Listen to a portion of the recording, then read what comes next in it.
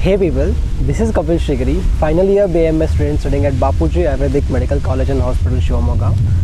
So a lot of you have been asking questions on my Instagram regarding your need and other stuff. So I found a lot of people are interested in joining BMS. So I thought I should be giving you a few tips in order to make sure that you step in right. So here is the video.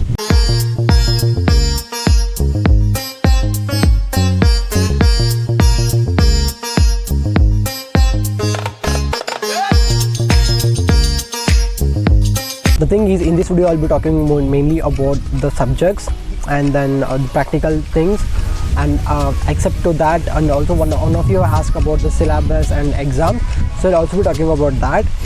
To start with the subjects, in first year we will be having around 5 subjects, mainly 5 subjects. To start with Ashtanga Hridaya. Ashtanga Hridaya mainly consists of 30 chapters, and to talk about the exams of Ashtanga Hridaya, you have to write only one paper of 100 marks. In order to pass that exam, you are supposed to score 50% of the marks, and there will be Viva for you. According to RGHS, for Karnataka people, RGHS is the board for us. So according to the new rules, you are supposed to get 50% marks, but there will be will not consider a Viva, but you will have to face Viva, and you'll get the marks, but that marks won't be considered in order to pass. So see to it that you get your 50% of the marks in writing itself. So that is it. 30 chapters in Ashtanga Hridaya is for first year, and and then the second subject is Sanskrit. Sanskrit is also 100 marks paper, which you are supposed to write only one paper, and for that you're also supposed to get 50% marks, that is 50 out of 100 in order to pass. There are some stories in it, and then there is mostly grammar. So you have to see to it that you learn the basic grammar in Sanskrit in order to have a proper vision in the next Sanskrit, whatever you learn in second year, third year, fourth year. So for that you need Sanskrit basic grammar, and then there are few stories in the second volume of the book.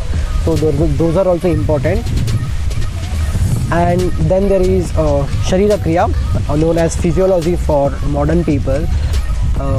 For that we referred Ranade book. Other than that, in modern we have referred Sambulingam. So you might have seen Sambulingam is this thick book, so you can refer that for Sambulingam in modern part. And then for that there will be practicals. So practicals include everything that a lab technician does in the lab about blood works and blood test, pH, whatever, or RBC count, WBC count, whatever comes under blood tests, all that will be that we learn in physiology lab. And then to talk about the examinations, you're supposed to write two papers. The whole syllabus is divided into 2 parts, paper 1 and paper 2. So in each paper you are supposed to get 50-50, or else for total 200 marks you are supposed to get 100 marks. There will be Viva even for that, but there will be no Viva for Sanskrit. So you are supposed to get 200 for the writing, and then there is practicals. So I don't think they'll consider the practicals because you don't have the Viva. So get at least 100 out of 200 in order to pass in physiology. And then there is anatomy, that is Sharir Rachana. For that we have referred a Kanti book, which is very good, great if you're only trying to focus on the examinations but not on the most of the knowledge part. If you want knowledge, then there are other textbooks that you're supposed to refer. And the Rachana paper is like 2 papers. There are also 2 papers for that. The whole syllabus is divided into 2 papers. So in first paper, 50 marks is for the Ayurvedic part, and then there is 50% for the modern part. Whereas that in the second paper, the complete paper is all about modern. So we need modern textbooks for that. So BD Chaurasya is a great text, is a set of 4 volumes. So that is a great textbook that you're supposed to study for the Rachana part. And to talk about the dissection, there is another book called as Gunningham's Manual of Practical Anatomy. So you need not have to buy that, just see to that you refer, because you're not going to practice that kind of anatomy or dissection in your future probably. So at least we can learn whatever is given. Just refer through the textbooks from your library or whatever. No need to buy the textbook because it's of no use. So that is there. And then there is another, that is osteology. For that we need set of bones. At least one pair of set of bones is essential in order to learn the bones, because we are supposed to look at the bones, because in practical exams we'll be asked to identify the bones. Even a tiny part, even a tiny hole or a ridge or a line is very much essential. So those are the things that differentiate between different bones. So we need, in order to learn osteology, we need one side of the set of the pair of bones. And then there is last subject, that is Padartha Vijnana, which mainly deals with the basic knowledge of Ayurveda, Pancha Mahabhutas, Pramanas, Aptopadeshas, and all other stuff you'll get to learn. These are very basic stuff, so you'll learn about those things. And I forgot to tell you about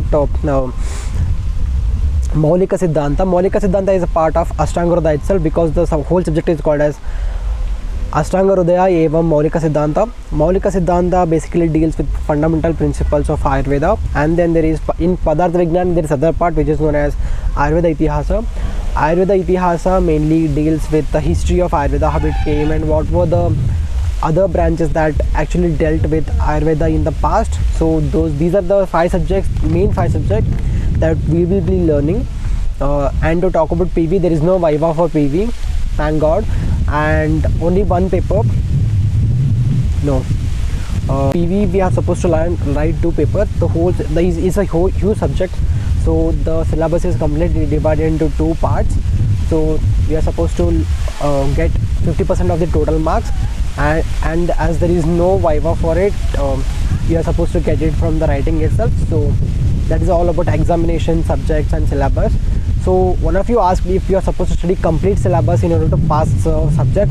Yes, and I also made a video on how to study for examinations. If you don't know, I'll be giving the link in the description below, and see to that you will study that, you will go through that video too. And you are supposed to study the whole syllabus, but see to that video for more information. So let's catch you in the next video. Have a great day.